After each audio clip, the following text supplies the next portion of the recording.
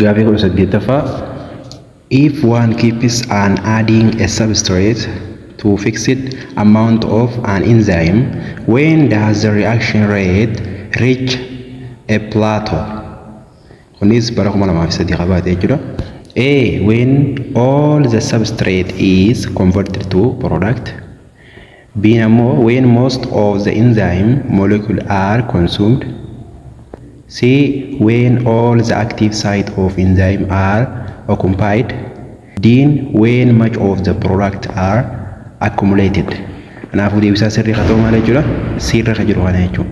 When all the active site of enzyme are occupied ka jiru kana jechuudha.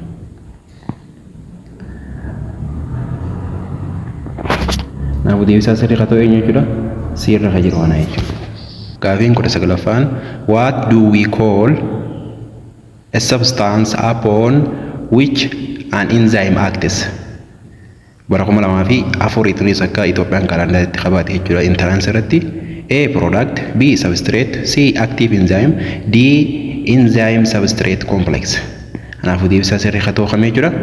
B irra ka jiru kana jechuudha. Substrate maal jechuudha? It is the reactant of enzyme targeted jechuudha.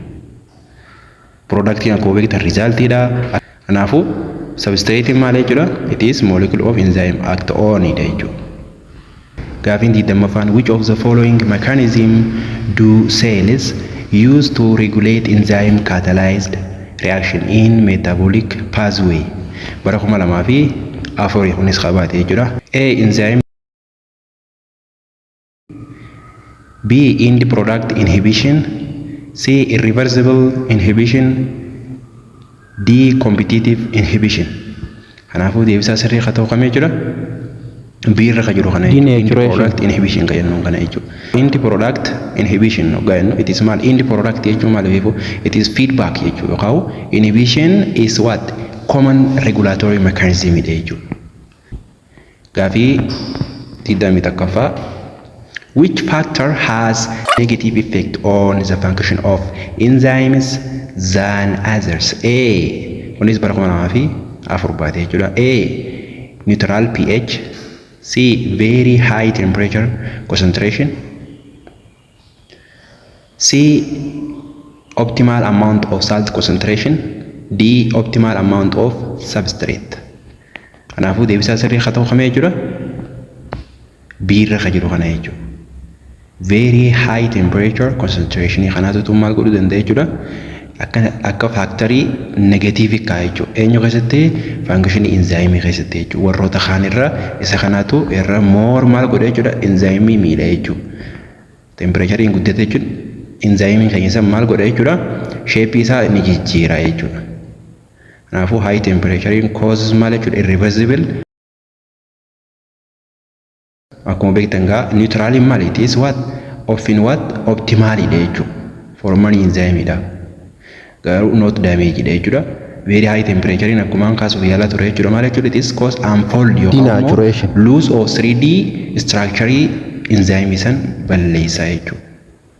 Kanaafuu isaan kan hundarraa warroota afran kee kana jechuudha as keessa jiran filannoowwan kana keessa more ta'e kamee jechuudha. Very high temperature kanaatu miidhuu danda'a jechuudha.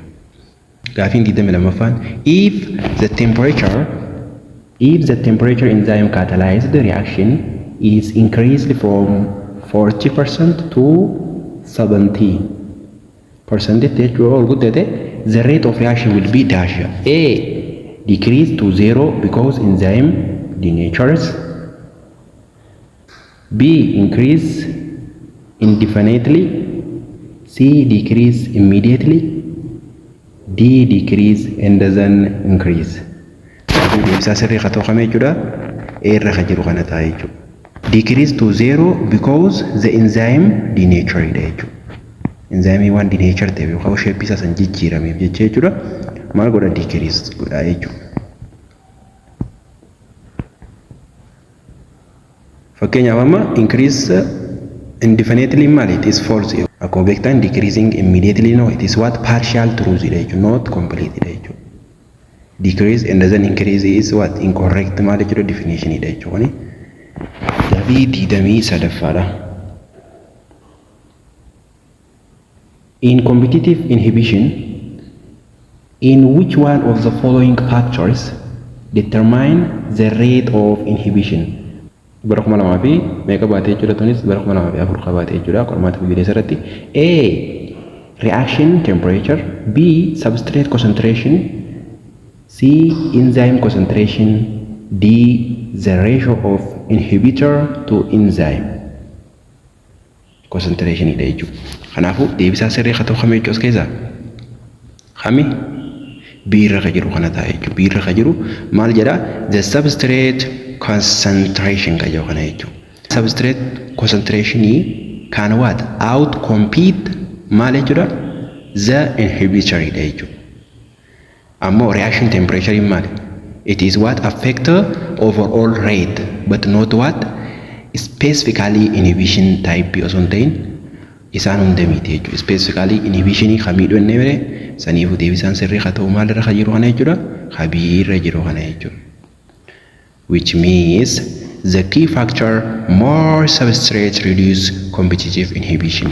Which means the correct answer is B dha jechuudha. Gaafii 24ffaa. Which factor has a more negative effect on the functions of enzymes than the other? Kunis gaafii jalqaba reefun tana kaasaa turre wajjin gosa tokko jechuudha. Kami very high temperature qatee kana jechuudha. Biirra ka jiru kana. Okay, gaafii 25ffaadha. What is the environmental advantage of using enzyme in industry? Kunis bara 2004 baatee jechuudha. It makes high production. Faayidaan industry keessatti enzyme fayyadamuudha maali jedhamre? It makes high production possible with less input of heat. Being it makes high production possible with high input of heat. Seen it makes high production possible with emission of carbon dioxide. Then it helps high production with supply of more heat and the emission of more carbon dioxide. Kanaafuu deebisaa sirrii haa ta'u kamii jechuudha? Irra ka jiru kana jechuudha. It makes high what? Production possible with less input of heat ka jiru kana jechuudha. Kanaafuu enzyme maal jechuudha? Industrii keessatti fayyadamuu maaliif nu gargaara jechuudha? Tokko enzyme akka nuti allow reaction at what meal temperature akka gaggeeffamu nu gargaara. Akkasumatti illee save maal godha jechuudha? Energy. Maaliif? Heat maal jechuudha? Less input godhetini product garuu high dhaan si baasa jechuudha. Kanaafuu saving energy dha jechuudha. Makes high production possible with less input of heat is the correct answer dha jechuudha. Ha irra jiru. Gaafii 26ffaadha. Which of the following classes of enzymes digest carbohydrate ka digest godhuu danda'u? Kami enzyme kana keessa bara 2005 baatee tunis. A. Amylase. B. Lipase. C. Protease. D. Nuclease. Kanaafuu deebisaan sirrii kamii jechuudha? Deebisaan sirrii A irra ka jiru kana jechuudha. Amylase is the digestion of carbohydrate jechuudha. How about the left one? Amylase breaks starch akkasuma glycogen into what? Sugar. Kanaafuu carbohydrate ka digestion godhu eenyu jechuudha? Amylase jechuudha. Lipase faano it is digest maal godhu jechuudha? Lipid dha. Maal godhi? Digest godhi. Protease no sirra ka jiru protease dha.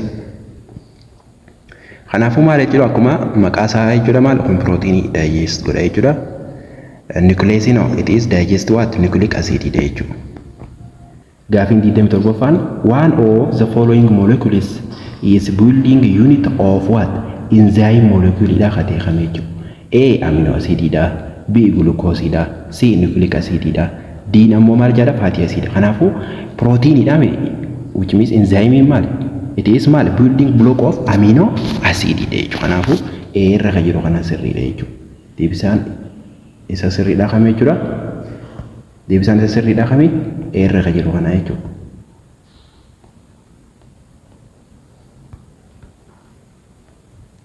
Irra ka jiru kana tu sirriidha jechuudha. Enzyme are what? Protein dha enzyme. Made of what? Amino acid. Glucose no, it is what? Monomer of carbohydrate dha. Akkasumatti nucleic acid no, it is polymerase. Kanneen akka DNA yookaan immoo RNA dha jechuudha. Fatty acid it is what? Components of what? Lipid dha jechuudha. Gaafii 28ffaadha. What is true about the rate of an enzyme catalyzed reaction if the enzyme concentration is kept constant and the substrate is excess? The rate would be dash determined. A not B determined. B stay constant. Rating maal jechuudha? Rating enzyme san itti reaction godhu san jechuu isaati jechuudha. Rating enzyme dha ka itti reaction godhu san hangam takka sababa maaliitiif? Sababa enzyme san concentration isaa constant ta'e garuu immoo substrate isaa hoggaa guddate jechuudha. Excess gaafa ta'e more jechuudha hanga barbaachisu olatti gaafa guddate jechuudha. Maaltu uumama? Rating enzyme itti react godhu san keessatti jechuudha. C increased continuously. D nammoo decrease sharply dha jedha. Kanaafuu stay constant kayyoo kana ta'a jechuudha. B irra kayyiru. Rate reaches what? Rating reaches maximum yookaan maal jechuudha? When enzyme is maal? Saturated dha. Gaafa enzyme saturated ta'e rating maal jechuudha? It is what? Reach maximum isaa san reach godhee jira jechuudha. Incorrect dha. Eenyu not be determined kayyoo incorrect dha. Stay constant kayyoo it is what? Correct waan dha jechuudha.